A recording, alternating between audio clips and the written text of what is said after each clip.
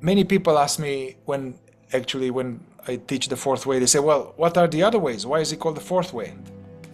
The idea is that hundreds of years ago, throughout the history of humanity, before, let's say, 1900,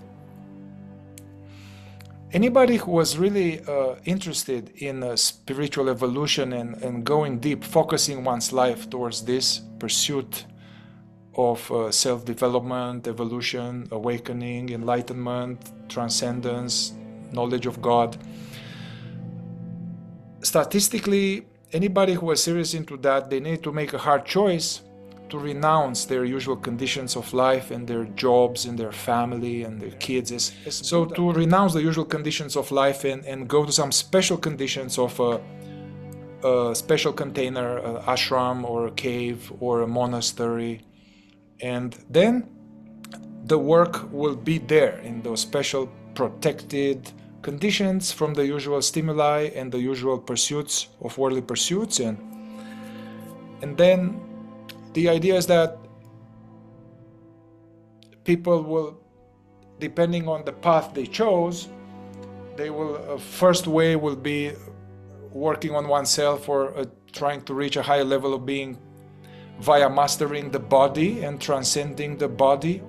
The second way is to reach a higher level of wisdom and being through focusing on the heart and transcending the usual lower emotions and harnessing one's heart energies, kind of unified towards some kind of devotion, love, higher love, devotion, prayer, gratitude, deep longing to merge with the divine, or which could have appeared in, could appear in a Buddhist framework or in a Christian framework or in an Indian framework. This second way is through the heart. And then the third way was discipline and transcend the usual lower mind and somehow using higher reasoning and insights and awareness to transcend the mind and reach the truth. But all of this, 1, 2, 3, they all required the renunciation of usual conditions. And that is why the fourth way was something unique and unusual. That the quality of it was that actually it is required not to renounce the world and not to go to some special isolated place, but the ashram, the monastery, is one's own life and one's own responsibilities and challenges and work. So that was special about the fourth way.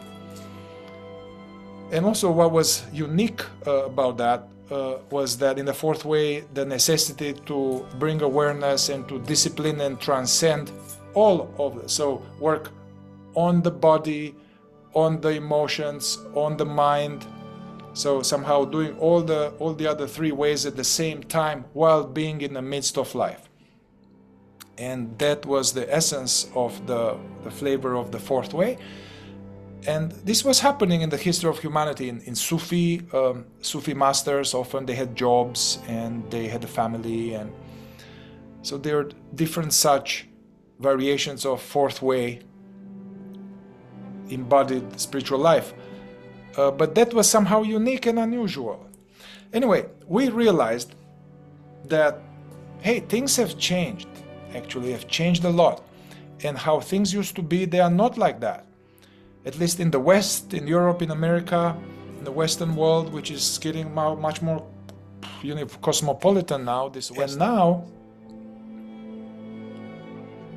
a high majority of seekers or people who have a deep longing for higher knowledge, truth, enlightenment, they are all kind of in life.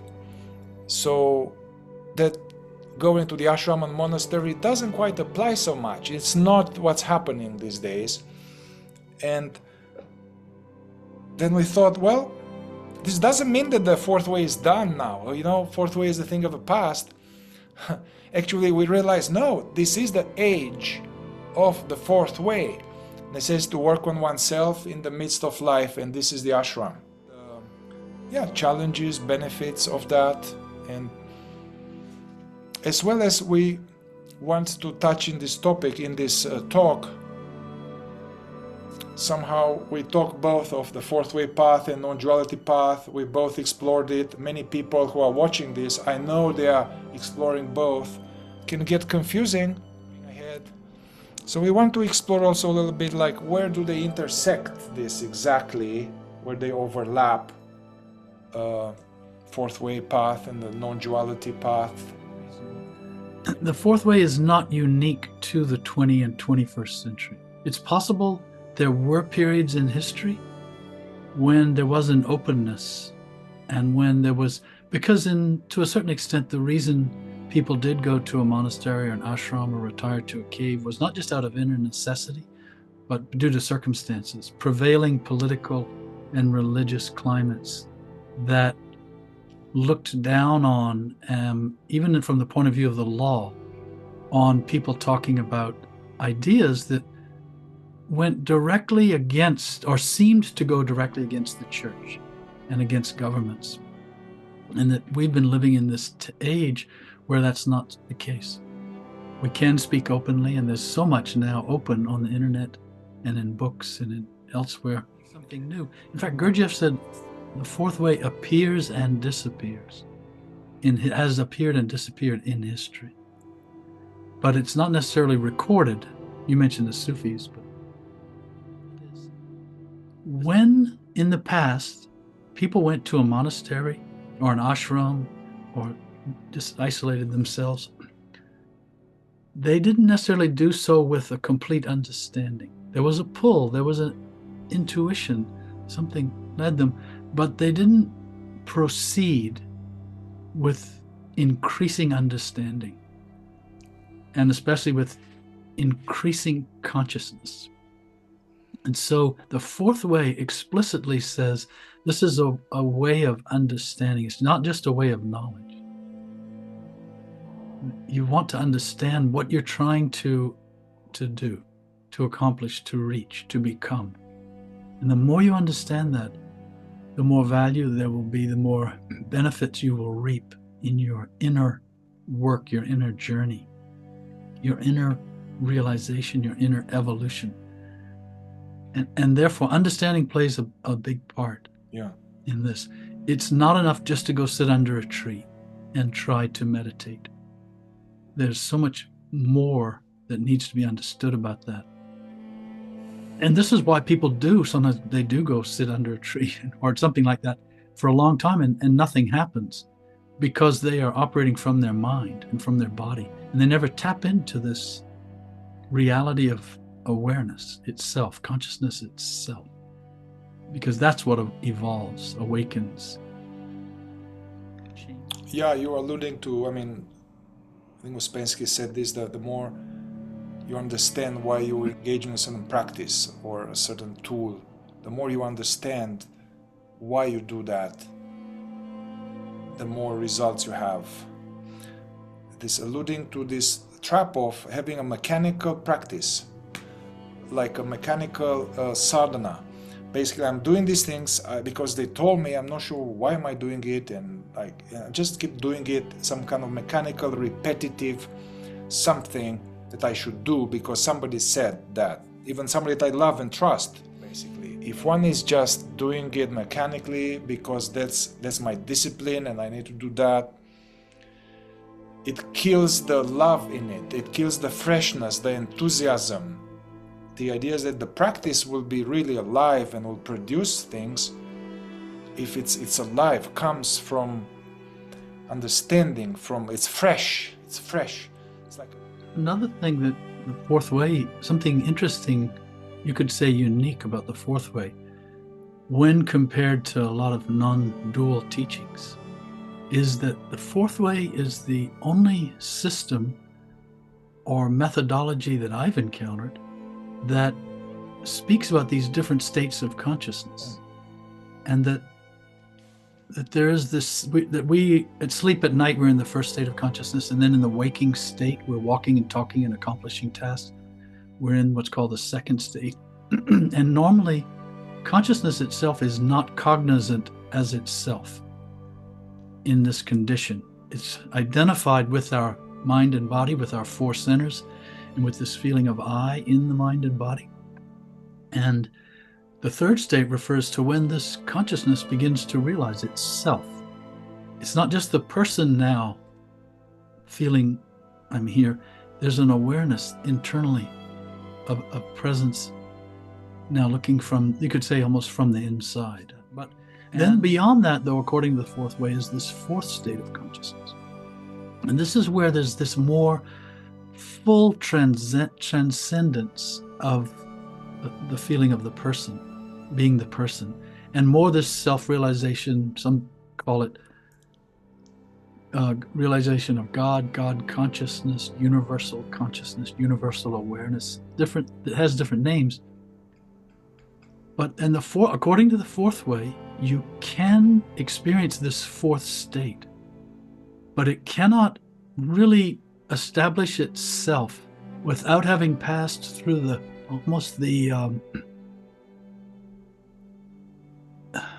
strengthening. Awareness has to realize itself, not just realize itself, it has to then accumulate self-realization and become stable. It's not stable. Even in this third state that we might experience, it quickly falls apart, dissipates. We're back in the mind, we're back in our thoughts and emotions, sensations, back in this feeling of I, me. And so this awareness can be a long period of accumulating, let's call it stability, awareness, stabilizing. Only then does it, let's say, become available for this much higher, broader, deeper realization about the universe and creation and life and so on. Fourth way is this way of experiencing this process of inner evolution in the ordinary circumstances of daily life. That is essentially what the fourth way is. The system is all this knowledge and tools and concepts that Gurdjieff and Uspensky brought to bear in the environment of the fourth way. But not a lot of the non-dual teachings that you encounter, they're talking about the fourth state. And they are kind of trying to induce the fourth state. And this is not easily had. But the fourth way offers this practical truth about the transition from the second state, the ordinary feeling of being a human, to this very high, all-encompassing fourth state. And almost all the work in the fourth way, teaching from Gurdjieff and Uspensky, is exactly about recognizing the second state in ourselves and trying to propagate the third state. And the system taught by Gurdjieff and Uspensky doesn't speak a lot about the fourth state. It doesn't speak a lot about what happens once awareness is now stable enough to start transmuting at a very, very high level. It's now transmuting itself, transcending itself, going deeper into itself, into its source of itself. Anyway, it's just an interesting thing to think about. A lot of the non-dual teachings are pointing, the fourth way, they both point in the same direction. This is the thing, they have to. There's only one truth, one reality. And they point in the same direction in a way. It's like a circle. And in the center of the circle is this awareness, realizing itself. And both the fourth way teaching and non-dual teachings and others, they share the center of the circle in common. But the fourth way also includes the entire circle. And how do you enter that circle and then study yourself and know all these facets of yourself, which you're mistaking for identity. You're mistaking it as consciousness. And you need to know that, and by seeing that and knowing it, awareness can realize itself. And now suddenly you're at the center of the circle. That's when awareness is realizing itself. Whereas the non-dual teachings say, listen, forget about everything else. Just go right to the center of the circle. Just go to the center of the circle, stay there. Everything will start revealing itself. And that would be true if that were possible. And I would say in the majority of cases, it's not possible for people. It is possible to discover. It is possible for awareness to discover what it is by virtue of seeing what it is not. And that's kind of the fourth way that Gurdjieff and Uspensky taught. Whereas non-duality is just discover who you are, what you are. You need not concern yourself with what you are not as much. Yeah, so I'm kind of repeating what you're saying, but in a different way, because it's really essential. This idea that's practical for success or through progress. It's like these high teachings. They are talking about the top of the mountain, how the view is from the top of the mountain, and the view on the top of the mountain from the fourth state, the highest state possible to man, enlightened, being aware of the truth of oneself and the truth of all reality. Then the vista from there looks like, and there's a lot of literature about the vista from the fourth state that's very juicy and inspiring literature, where people say that I and the Father are one, Atman is Brahman, there is only one reality, wherever your eye falls, there is the face of God, there is only God, there's nothing but God. So all of those are what the sage sees from the fourth state. But the people who come to the sage, they are in the second state. They are in the state of being lost in imagination, daydreaming, in reactivity. The awareness is weak in a way that it's there. This awareness is there. It's weak in a way that it's lost, it's sucked into content all the time. And there is a lot of impurities, so to say. Impurities, meaning a lot of accumulation of lies about oneself, and beliefs about oneself, and ways in which our emotional center is not working properly at all. It's a lot of illusion that is dense. It's a lot of psychological suffering, and ever new mechanism of producing psychological and somatic suffering in the second state. So we can't jump from there to God is all. And I'm seeing I have people come to my group, and they are kind of using the teaching the fourth way, but also they are inspired by higher teaching. By teachings coming from the fourth state, about the fourth state, and they are frustrated. They're like, I want to get it, but I don't feel it. I can't follow it through it. I can't go there. And often part of the confusion and frustration that happens is due to thinking in terms of it being somewhere else, down the road. I'm going for it. I have to reach it. And actually, the fourth state is exactly in the same place as the third state and the second state. It's just deeper. It's both deeper inside and deeper, broader outside. But it doesn't, you arrive there by simply going deeper into the present with presence. Mm-hmm. It's not something we're going to, it's not next Tuesday. It's not waiting for us next Tuesday or next year. It's a matter of, and this is this idea of awareness establishing itself, accumulating itself. It means remaining present. Presence can't just come into focus and then just fall off the horse, dissipate, and then regain itself who knows when. It's regain. It's almost like a process of restoration. This third state really is awareness restoring itself to full capacity. Mm-hmm. And only then going to yet a deeper capacity. And another thing that's misunderstood, or perhaps not fully grasped, and it's because the mind can't really grasp this except as a concept, and that is that these states that the fourth way refers to are actually different dimensions. They are different. The body is in the physical dimension, and the mind is in a psychological. It's not the physical dimension. Our psychology, our psychological world of thoughts and emotions and so on. They are not physical.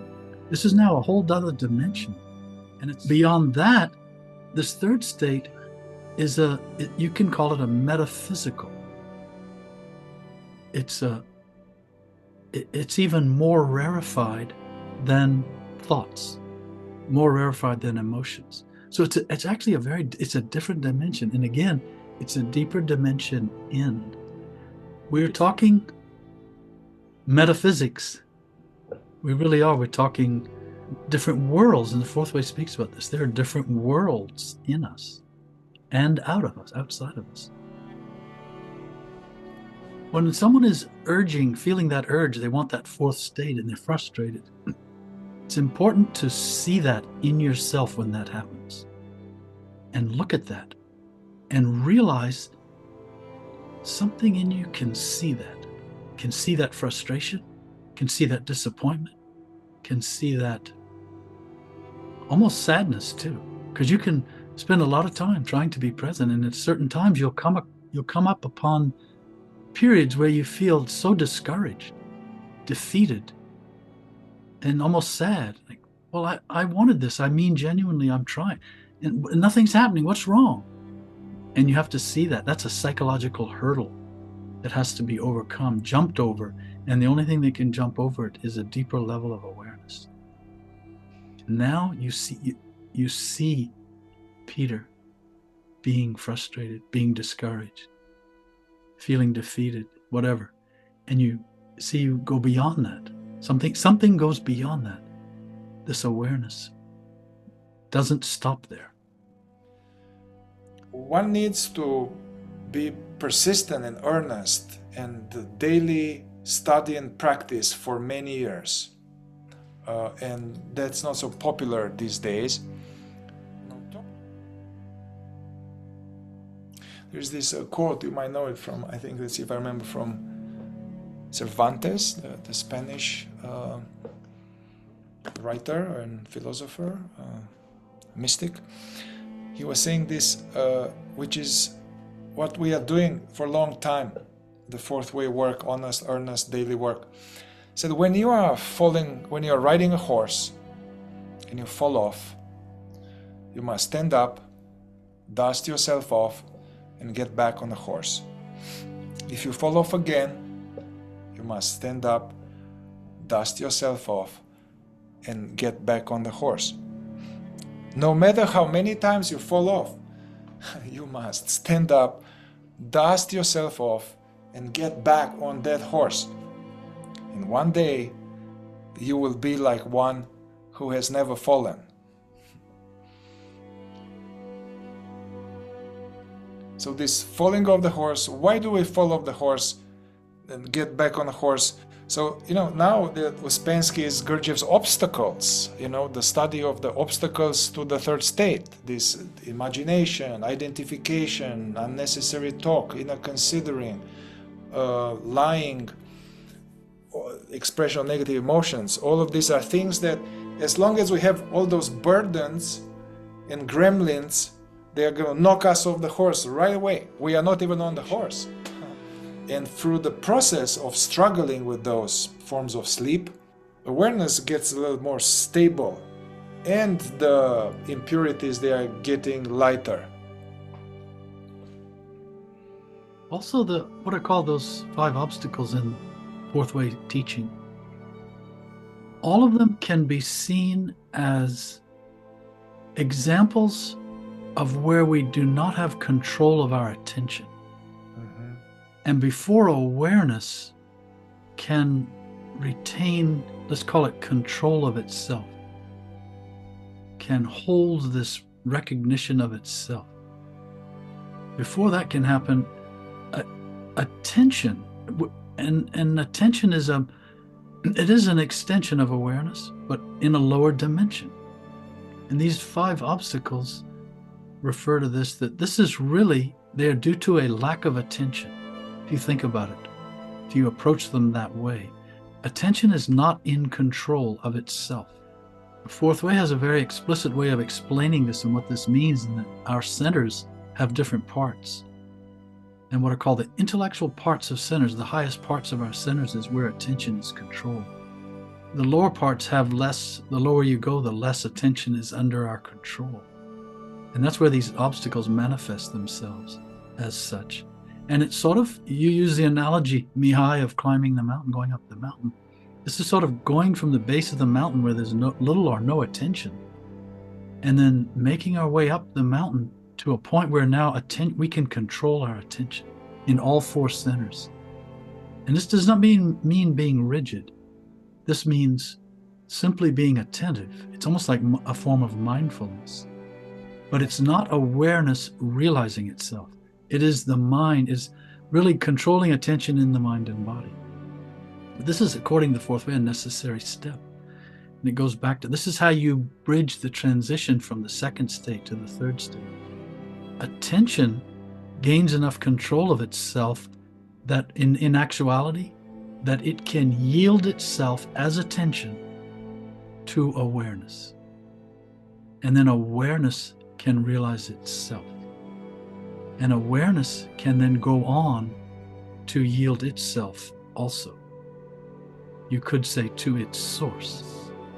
This is all sort of broken down in excellent detail in this fourth way teaching as to what are we trying. It goes back to this idea of understanding again. What are we trying to do?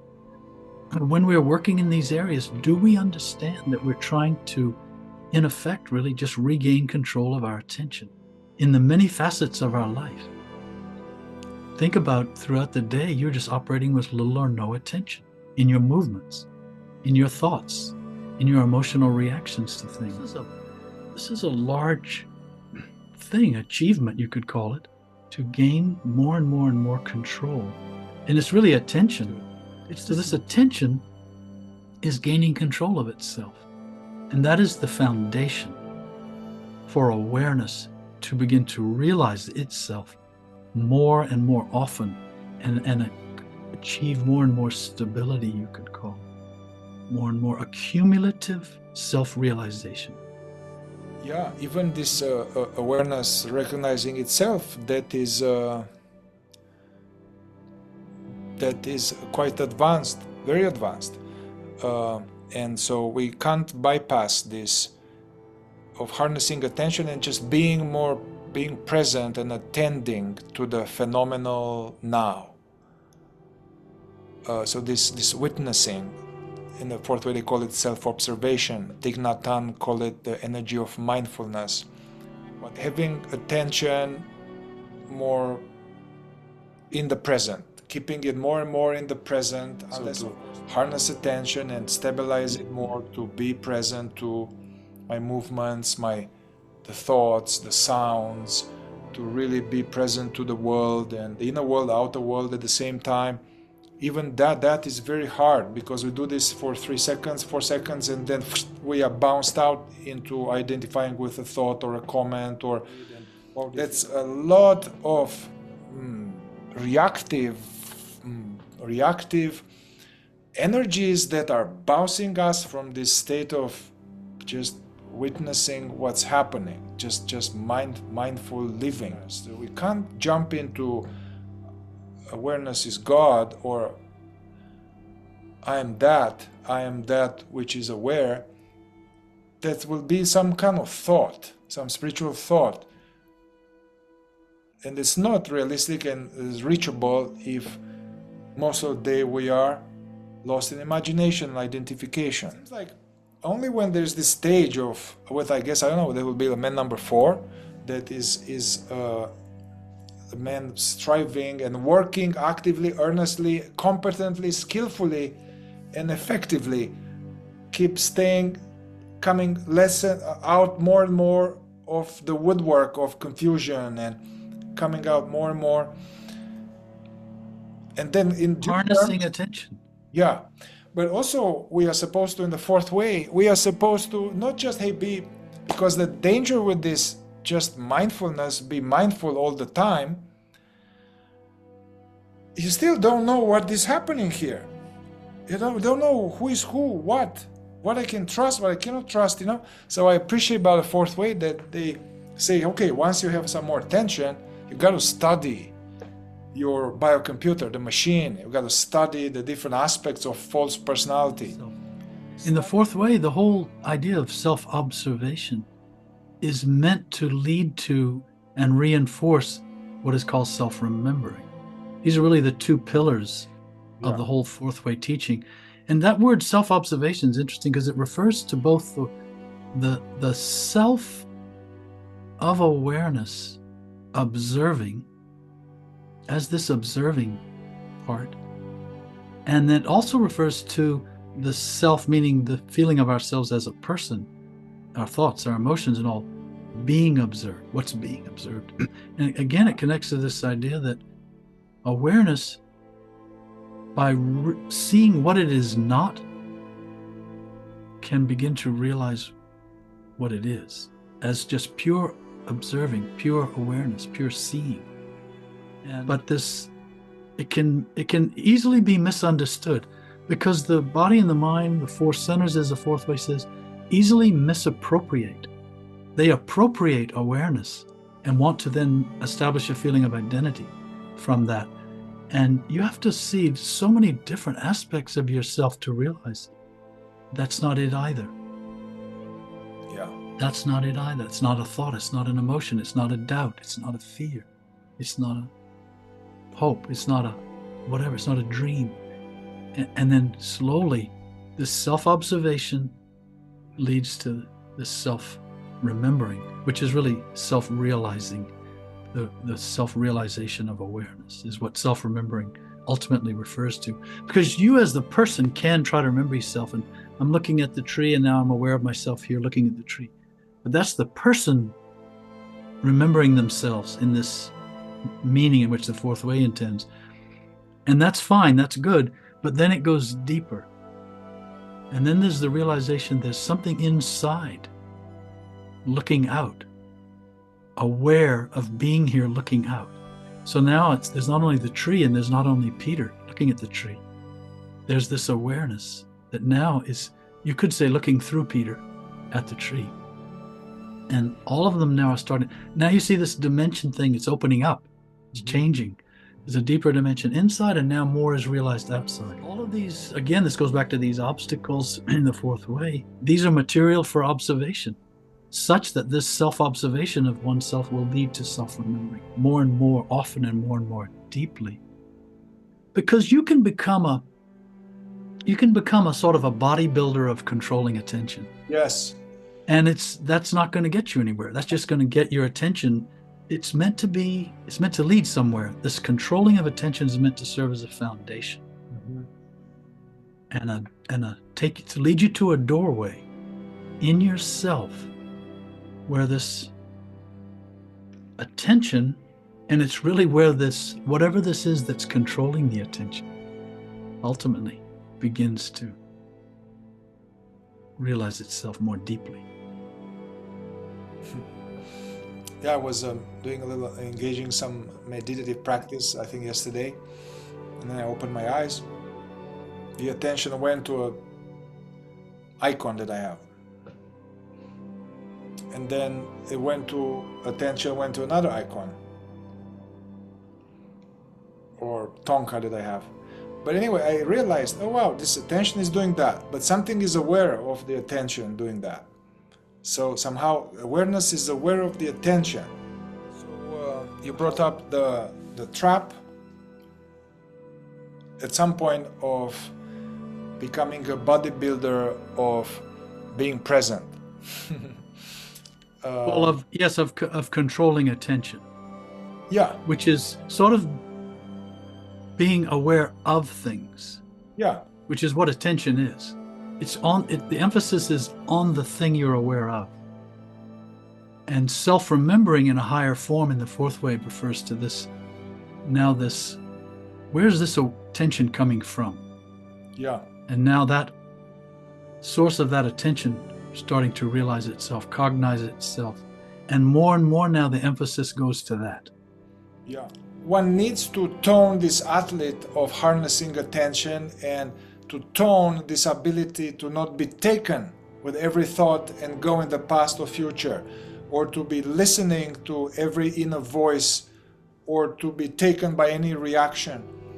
So I practice this to develop this, hone this, not be taken. However, and And then, so I've even dividing attention like that. It wasn't just I'm looking at the icon, but there was this, I was doing this Uspenskian tool to divide attention, where the idea is that you are aware of the icon or aware of the screen and aware of myself at the same time. And I was doing that a lot. However, actually a friend of mine, he was looking back, there was, I don't know, 10, 15 years ago or more, he would tell me, oh yeah, Mr. Awareness. He would kind of tease me. And he could see me kind of trying to just have more awareness, more awareness, more awareness as a Mihai. There was the trap. There was Mihai. The misunderstanding was that, okay, it's me, which I didn't challenge, I didn't question. Me, Mihai, this body, practicing and having more and more awareness, and then if I'm going to have more and more awareness, then somehow something will happen. And this awareness, what you're describing, Mihai, is worth mentioning, pointing out also that this takes different forms in different people due to what the fourth way calls center of gravity. Somebody, for example, who's instinctively centered, whose center of gravity is in their body, in their sensations, will take this idea of being present and divided attention in a very physical way. And it's about energy. And that's why probably somebody called you Mr. Awareness, because they saw this intensity of energy building in you. Whereas another person, it's they're emotionally centered. Their life is more emotional. And they emotionally do this same thing. They strengthen this muscle of attention in their emotional center. And the emotional center wants to appropriate that and call that I'm more conscious. I'm now more. Yeah. And that's not awareness either. And the same with the intellect, to be able to control thoughts or hold a line of thinking or study all sorts of things, whatever. It's just the intellectual center doing exactly the same thing, strengthening its own muscle with a lack of deeper understanding of how that can serve as a platform for awareness to realize itself. So this is a great example of self-observation. This is observing, for example, your center of gravity in yourself. This is when it gets really interesting. When you start to see that your own center of gravity, this feeling of this core of yourself, is not a true identity. It is a concocted feeling of I that's surrounding you. It's based on your center of gravity. And now something else is seeing this. I say it becomes more interesting because prior to that, you're just noticing these little nuances. Oh yes, I'm intellectually centered because I tend to think this way. I'm emotionally centered because I tend to react and operate with people in a certain manner. I'm instinctively centered or moving centered because of this. This is all very interesting. It becomes like a puzzle and you're trying to put the puzzle together. And it is interesting, but it only becomes meaningful when it's seen in the context of awareness itself. In my journey, I was doing that quite professionally, like a professional athlete, but from a misunderstanding of what awareness is and who or what is aware. There was the straight up definition that was helpful, the definition of consciousness or awareness. That was, which at least in the fourth way that I studied, there was no definition of that. And I think it's good to have a clear understanding of, So the definition was that consciousness or awareness or presence is that, whatever it is, which is real and is aware of these words right now. And so that somehow helped, somehow dislodged that. It's not Mihai is aware, Mihai is it's an activity. Mihai is an activity. And then I found myself that actually, whoa, now the fourth way teaching now is very interesting from this place. And now engaging in self-remembering, now it's much more truer self-remembering than just imagine Mihai trying to be more aware. I can also see why in the past a teacher would spend a lot of time working with students, disciples, followers, simply working on this area of controlling attention without going into an explanation, without trying to have them understand the true nature of awareness. This is what's interesting now. So many teachings and teachers are trying to introduce from the very beginning the true nature of awareness. And that's well and good. And in some instances, it can be intuited properly. But nevertheless, most people are beginning from the dimension of their mind, their lower centers. And when they hear that, as I said, depending on your center of gravity, you will clutch onto this idea of the true nature of awareness through your center of gravity. And so just because it can be introduced to you at the very beginning doesn't mean you're going to get it at the dimension, in the dimension from which it's being, from that it's pointing to. It is interesting that even in Ouspensky's books, if I'm not mistaken, the word self-remembering, which is this true nature of awareness, it's not even mentioned until 100 or more pages into the book. It kind of follows that pattern. Well, before you can even arrive at the point where you can intuit this properly, correctly, accurately, you need some preparation. There's still a lot of value in that approach. And why? Because then when you are introduced to it, you have a foundation of understanding that can hold that up and allow that to establish itself on its own in the right way. Otherwise, it is going to be misappropriated. And again, in almost all cases, according to one's center of gravity, what the fourth way calls you, the center of gravity. Yeah. And at the same time, because we are in the 21st century, it is a time of the fourth way. You said that earlier. I feel that's true. This is the essence of the fourth way, what's happening now, living in the midst of ordinary daily life and the turmoils and conflicts and demands of daily life, not shunning these and hiding away from them and being protected from them, but going through them clearly, consciously, as consciously as possible.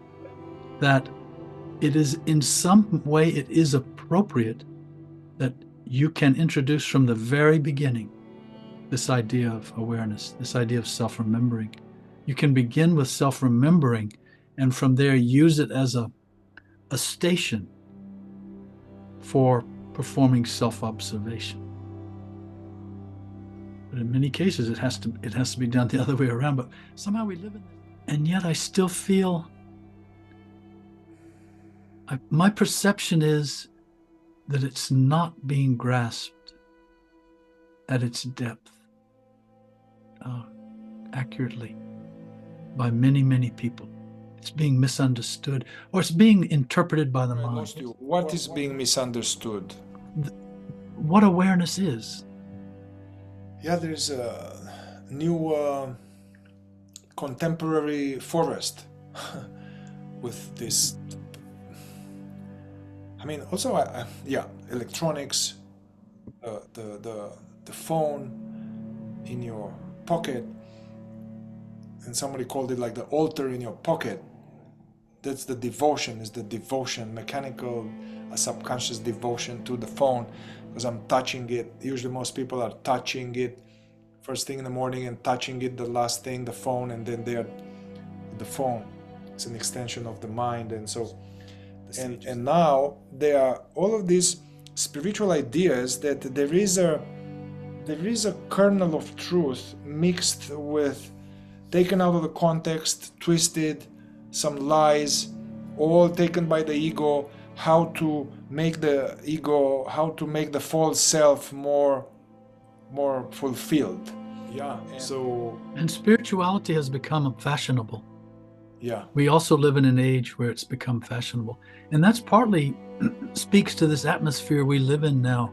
Culturally, as a world, we can talk about all these things openly. Whereas in many times in the past that wasn't possible, and now it can be. And because of that also, it's become fashionable, just as yoga has become a fashion. Now there used to be, 2 dozen or 3 dozen asanas, postures. Now there are 872 of them. I don't know. I mean, and everybody's made up names for them, and it's become taken on a life of its own, and it's quite external and physical, and it's not what it was intended at its origin to be, a vehicle for the transformation and transmutation of awareness. And the same with meditation. You can see it. There are many branches of it and facets of it and ways of using it and techniques, and people keep coming up with here's the best, a new, better way to meditate, etc. Far removed from its original intentions. Yeah. It derived from a higher realization. Just as the divided attention, that idea, that technique, that diagram of divided attention in Uspensky's books, it came as a result of him having a higher realization. And then it was transferred into his mind as this kind of method. It was a way for him to just have a tool at the ready to help him return to awareness. But then it could easily become a thing unto itself, which we were talking about earlier, becoming a bodybuilder, a divided attention expert, instead of seeing. No, it was representational of, or a reflection of, the truth of what it is like to be in the third state, for awareness to know itself as the seeing, not just as the knowing of what it is seeing, but knowing the knower as the seeing. He had certain actual experiences that he actually described pretty early on in the life with Gurdjieff. He just walk around downtown St. Petersburg, and at some point he managed to have quite a big chunk of time where he was in the third state, and then he tried to have a cheat sheet for himself. Hey, what? Then he kind of actually in the third state, actually the attention is divided. Meaning that the attention is towards the phenomenal present, but when the attention is not all in the phenomenal present, it's aware of being. And somehow that was probably the trigger for him, good trigger. Divide attention, he will go back to that. But I took it, it can be taken like, okay, well, you have to divide my attention between the tree and myself, to be aware of myself and the tree. So I took myself as the body-mind, the body-mind ego.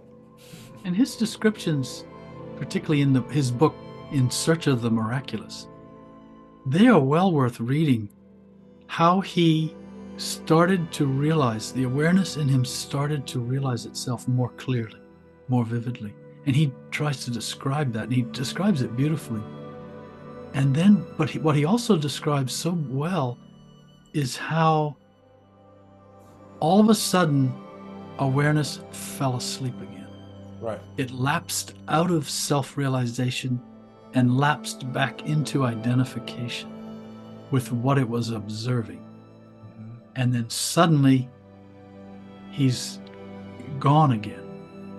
And he doesn't realize he's gone again until many, many, many hours later, when once again he realizes. And also it's worth mentioning, Uspensky was probably intellectually centered. And so this idea of drawing this diagram, something he could carry with him in his pocket, a tool, a technique, very well suited to the intellect, very well suited to the mind, but again intended to serve as a platform, not to become an end in itself. And I think the same could be said for, I'm not sure if Ramana Maharshi was the one to articulate the concept of I am as a practice. It existed before. I mean, even you see it in the Bible. I am that I am. Nisargadatta was big on that, to be aware. Nisargadatta, these 20th century teachers. But what I mean to say by it is, it's not really an intellectual idea, tool. It's more of an instinctive, kind of bodily. At least to my perception, it is. And it very well suited Maharshi and Nisargadatta. So this resonated with them the same way the idea of divided attention resonated with Uspensky. And it served as kind of a lifeline. They could pull themselves back to awareness using that lifeline. I remember that I heard this from Ramana a long time ago, and I felt that it's very true, but whatever arises, be interested in that which is aware of it. So that was recommending that will be a true self-remembering. And this is another thing that the fourth way, it points out, because of these different states of consciousness, that what is called self-remembering has different degrees. And it refers to the same thing in different dimensions. But in those different dimensions, it manifests or is experienced, you might say, differently. So it's not one thing. Yeah. From one angle, true self-remembering, awareness, the being aware of itself as well as the body-mind at the same time, it's really not accessible for quite a long time for people. It's not accessible, this true self-remembering. However, we are encouraged to remember yourself as much as you can, as often as you possible. Yeah. So I think there's this compromise, or helpful pedagogical compromise, that basically any attempt toward being a little bit less asleep, that can land as self-remembering. I catch myself lost in some negative scenario, like, whoa, just drop it, bring attention in the present, I'm aware, so I'm coming back to some kind of self-observation, being mindful. You can call that self-remembering for now. It is self-remembering in that dimension. Yeah. And it's more than what most people are experiencing. That it's like a glass filling with water. You're trying to accumulate, awareness is trying to accumulate itself, and it's in this human body, it's in this human container, and it's now filling up, but it doesn't quite yet recognize itself. And there are moments where it recognizes itself more vividly, but then, as Uspensky described, it loses recognition of itself. But once the glass is full, now the water is overflowing. The glass can no longer hold the water. Now it's indubitable. Yeah. There's no question. Now awareness knows itself. It is established as itself. But only at that point does that happen. Before that, your glass can be almost all the way full, and you may still experience what we were talking about earlier, frustration, and why isn't this happening? Because the awareness keeps losing recognition as itself. And it does take this Cervantes. Every time that happens, you have to keep filling the glass. You don't know how full it is yet, or how empty it still is. You don't know. You just have to keep. And you do that because your being is drawn to that. It wants to keep going. Yeah. It's okay to consider any efforts towards being more conscious. Whatever that I'm aware of, being embarrassed and while they think of me, and I'm taking a breath through it and witness it, and any attempt to be less asleep, more conscious, that is self-remembering. However, this will change depending where we are at. We'll keep flowering this self-remembering. And it's very interesting because it's almost like paradoxical. For many people, for a long time, the awareness is the most elusive thing. It's elusive, like, where is it? I can't find it. I don't see the space. There's no space. There's a presence. What presence? It's elusive. It's aware of all of that, but unaware of that it is the looking. Yeah. And then for some people, at some point when the glass gets kind of full, then it becomes, they say, man, it's obvious. It's everywhere, everything. They say everything that you are aware of implies obviously that there is presence, that it's aware of it. And it cannot be lost. It's always here. It's so obvious. It's so evident, and it makes sense connected to your glass metaphor and water metaphor. The mind is still looking for awareness.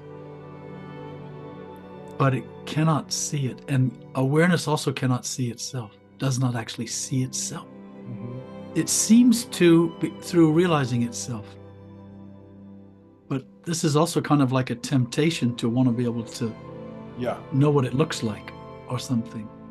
It's self-realization, the self-realization of awareness, awareness realizing itself.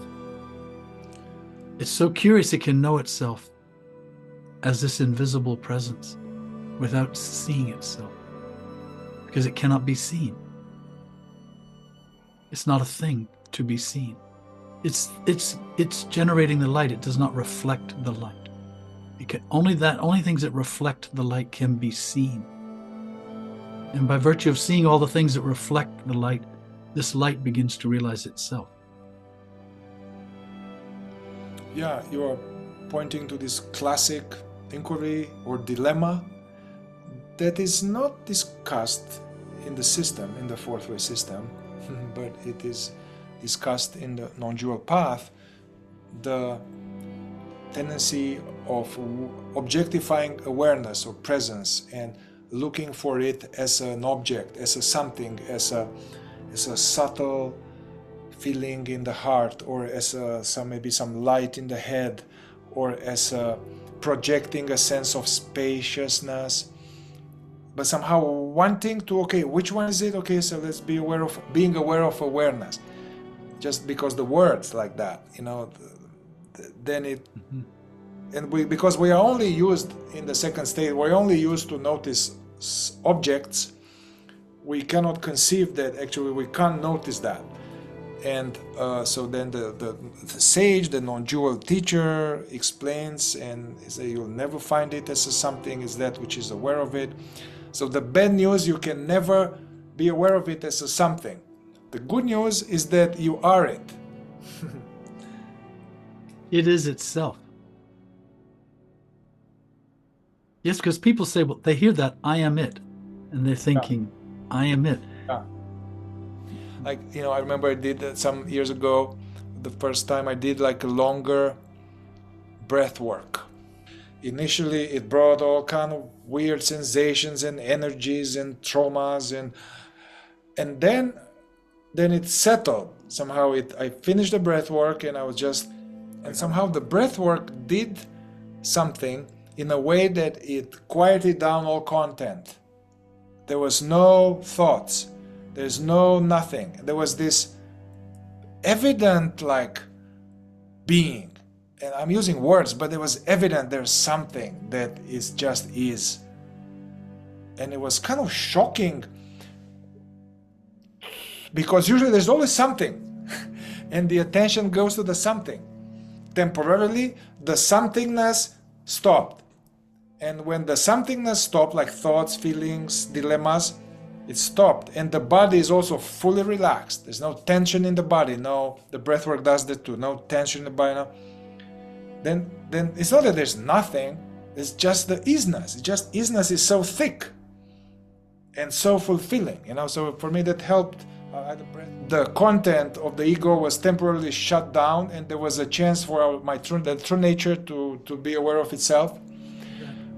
But usually we are preoccupied with the contents of our centers. Yeah. Our centers are full of different, the instinctive center is full of all these sensations. The moving center is full of all these movements and all these visual things, because the moving center also visualizes three-dimensional space and objects. And then the intellectual center is full of all these ideas and concepts and thoughts and so on. The emotional center busy, buzzing with emotion, memories, anticipations, worries, affections, dilemmas. So each of the centers is busy with all these contents. And a lot of these techniques, some of which you described, Mihai, in my observation, what happens is something is done, a certain kind of effort is made, and it usually involves some kind of control of attention in the centers. The contents are sort of brought under control enough and calmed down, or exhausted in some instances, exhausted. Yeah. We used to work very hard physically for long hours, and that created a very similar effect. And now what would happen is the centers themselves, the structure of the centers, not the contents, but just the structure. For example, the structure of the mind is actually quiet. The structure. The thoughts are noisy, but the structure housing them is actually quiet. Just as the body, always moving, and the structure of the body is perfectly still. It's actually still, the structure. And the instinctive center, the structure of that center, it's always buzzing. We're always on guard instinctively, and lots of things are going on here in this instinctive center. It's a remarkable mechanism that we as an animal human being have as part of us. The structure of it is actually very calm. The structure of it is actually quite calm. And our emotional center too, the structure of this emotional center has what I would call a natural equilibrium, emotional equilibrium. It's not overwrought, doesn't get out of hand, doesn't lose, go crazy, and doesn't get too lost in even religious emotion. The structure itself is not those emotions. So what happens is all of these centers, their structure mirror in many ways, the attributes I just described, mirror in many ways the nature of awareness itself, which is still, which is silent, which has a natural equipoise, and a natural calm. And when that happens to the centers, now this resonance, it's almost as though the centers start to vibrate at the same rate of density as awareness itself. And then that draws awareness into them. It's like now there's a connection made, actually.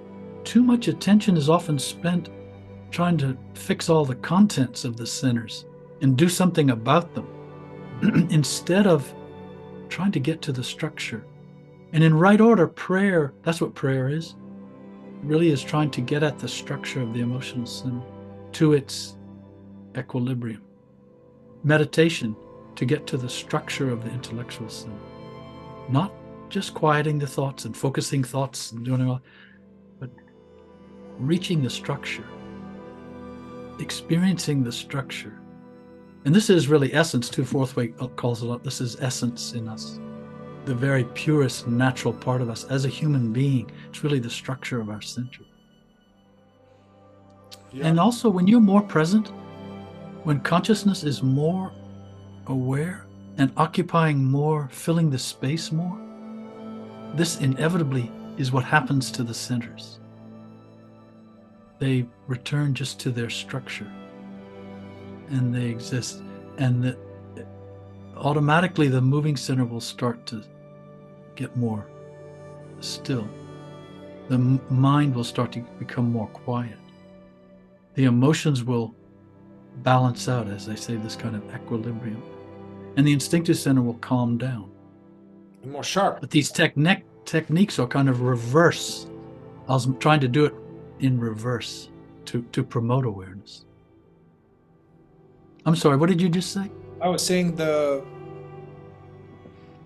as there is less what is called selfing, or it's not a fourth way term, but this false personalitying, false selfing, as this is less or diminished on these veils, then the instinctive center sees it's more vivid, more sharp, vivid, and therefore now it touches the emotion center more, and the emotion center are more receptive to the beauty, and the beauty is a very small step close to, well, what is that beauty? Who created that? I mean, it can get mystical really quickly. And all of that's outside too, because then it becomes astonishing that one can perceive all this. Yeah. And then it becomes, what is perceiving all this? As well as what created all, how did all this come to be? Yeah. We have this capacity to not only be aware of things, and this, again, awareness is overlooked. It's underrated. The most underrated thing about our life. We can be aware. And not only can we be aware of things, this awareness can be aware as itself being aware. And this is the great mystery. This is what real mystics are about. This is the great mystery. This is the real mysticism, this deeper and probing deeper and deeper and deeper into this, the nature of this.